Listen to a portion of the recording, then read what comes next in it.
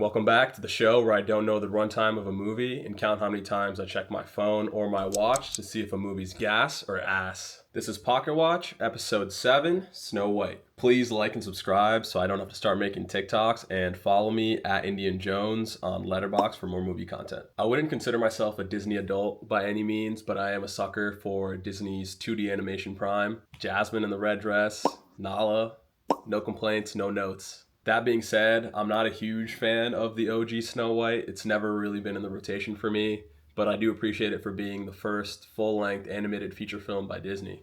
Alright, I honestly try to not have any preconceived notions going in before watching a movie, but I'm not gonna lie, I've only heard bad things about this so far. It honestly seemed like this movie was doomed to begin with, because leading up to the release date, there was so much controversy surrounding it, and the majority of the stuff isn't even actually related to the movie itself. The majority of the comments that I saw were that this movie was too woke, yet it was too soft to take any actual risks. Main controversy around this movie is casting Rachel Zegler as Snow White. Obviously, she's a person of color, so she's not going to look exactly like the traditional version of Snow White, or match up with the Brothers Grimm saying she's called Snow White because her skin is white as snow.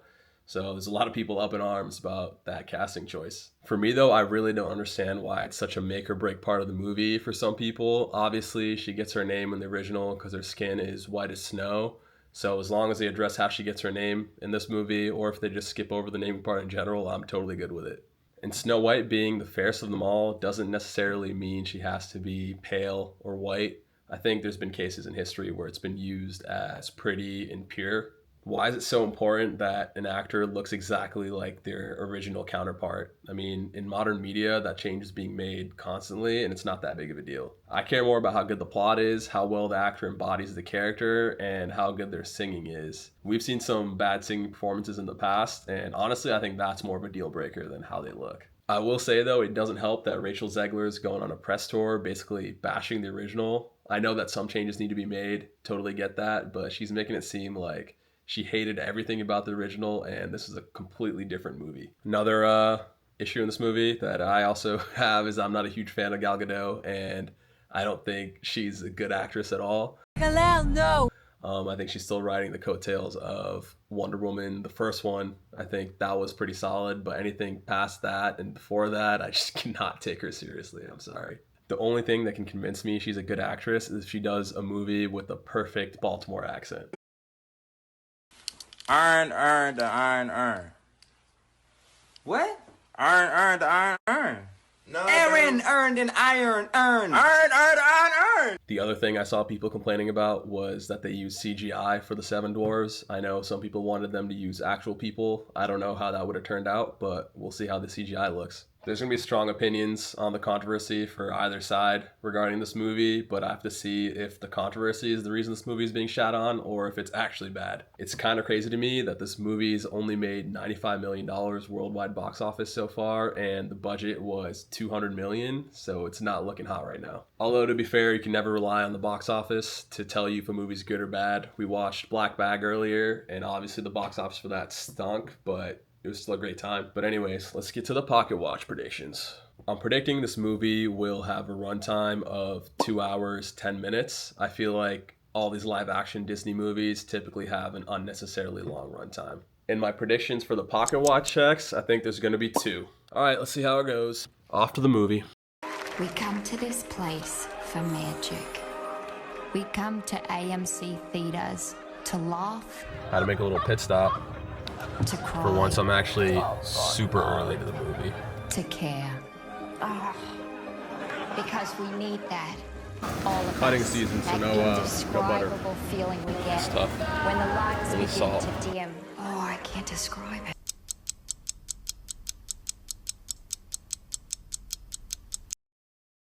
All right, we're back from the movie. There's lots to discuss, so let's just get straight to the Pocket Watch checks. I predicted this movie was going to be 2 hours, 10 minutes, but it ended up being 1 hour 49, which was a pleasant surprise, but it didn't really help when it came to the Pocket Watch checks. I predicted there was going to be 2 Pocket Watch checks, but there ended up being 4. Yikes. It honestly felt like I was checking my phone every 20 minutes, and for the first time, there was double the amount of pocket watch checks compared to my predictions. Not that it's an excuse or anything, I did feel like most of the times I checked were during or after a musical number where I thought I could check without missing anything. Regardless though, I did enjoy some of the songs, and honestly, they were probably the parts of the movie that I enjoyed the most. I don't think anyone can deny that Rachel Zegler's super talented and her vocals are amazing. She got to show off her pipes in Whistle While You Work, and for me, that was one of the best parts of this movie. And Hi Ho is still catchy to this day. There weren't that many people in my theater, but when I went to the bathroom after the movie, I heard someone humming it in one of the stalls. But unfortunately, those might be the only things I actually liked in this movie. The rest was a mix of mediocre with potential or just outright bad. Take Dopey, for example. Out of all the characters in this movie, I'm not even gonna lie, I think he might have had the best arc. But they had to nerf him somehow, and in a group of 7 weird, uncanny valley looking dwarves, they had Dopey looking the worst. They really had Dopey looking like the kid from Mad Magazine. I don't know if you guys remember it, but I'll try and put it side by side so you guys see it. For the dwarves, I understand why they had to be CGI. I saw an interview of Rachel Zegler from a while ago saying that they're magical creatures from Norse mythology and not humans with dwarfism. So that totally makes sense to me. But what I don't understand is, why does the CGI have to be so awful and strange looking? It makes no sense to me that someone looked at the final product, saw the CGI, and they were like, oh yeah, that looks good, let's keep that. Who knows, maybe that's why the dwarves did such a small role in this movie. He's too small. Too small. Another part of the movie that looked horrible was the costume design. Snow White's dress is one of the things you have to get right, and somehow it seemed like there were better cosplays out there than the dress she wore in this movie. The classic yellow in her dress just looked completely out of place from the world it was set in. And it honestly gave a feel of a TV movie, which is insane because the budget was $200 million. Outside of the way the movie looked, there were plenty of issues with the acting and the plot. Rachel Zegler's performance in this was one of the most redeeming parts of the movie, but Gal Gadot, on the other hand, it was kind of a tough watch. Her acting in this wasn't the worst ever like people are making it out to be, but it's still pretty bland and it's going to be a tough watch unless you're into comically bad performances. And it doesn't do anything for her stock, which has been on a constant downward trend since the first Wonder Woman came out. On my way home, I was going through some of the Letterboxd reviews, and one of the ones that cracked me up said Gal Gadot's performance in this is really bad. Is really. But anyways, the pacing in this movie obviously sucked because I checked my phone 4 times during it, but I think it was mainly because the plot had so many issues. Anytime there was some semblance of danger, it was resolved almost instantly, and because of that, it never felt like there were any real stakes during this movie.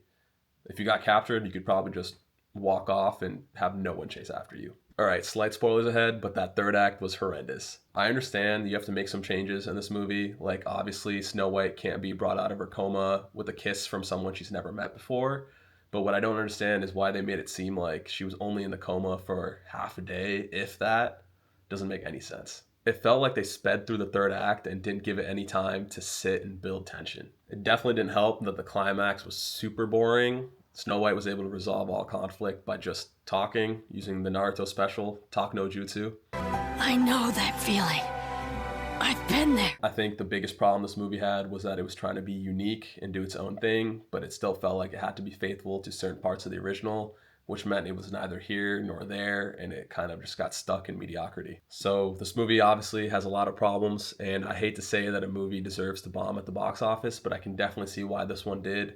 The non-movie related controversy could have played a big factor in the box office, but I think a bigger issue is the quality of the movie itself. I'd recommend just waiting for this movie to come out on Disney+. I don't think the theater experience will change how you feel about it. If anything, you'll just be mad that you spent money on it. Although this is a kid's movie at the end of the day, and I don't want to just sit here picking it apart and why I think it's bad. So if your kid's showing interest in it, you might as well take them. And it's a cool chance for them to see some representation on the big screen. Snow White definitely had some redeemable parts to it, but don't get it twisted. It was still a tough watch. It's going to be a 2 out of 5 for me. What I will say though is that if there was a post-credit scene with the evil queen meeting up with Maleficent, I would have easily given this 2 more stars. And also, for the number of pocket watch checks I did on this movie, I kind of wanted to do a top 5, or I guess bottom 5 live action remakes. Let me know if you guys want to see that. But anyways, that's a wrap. See you next Friday.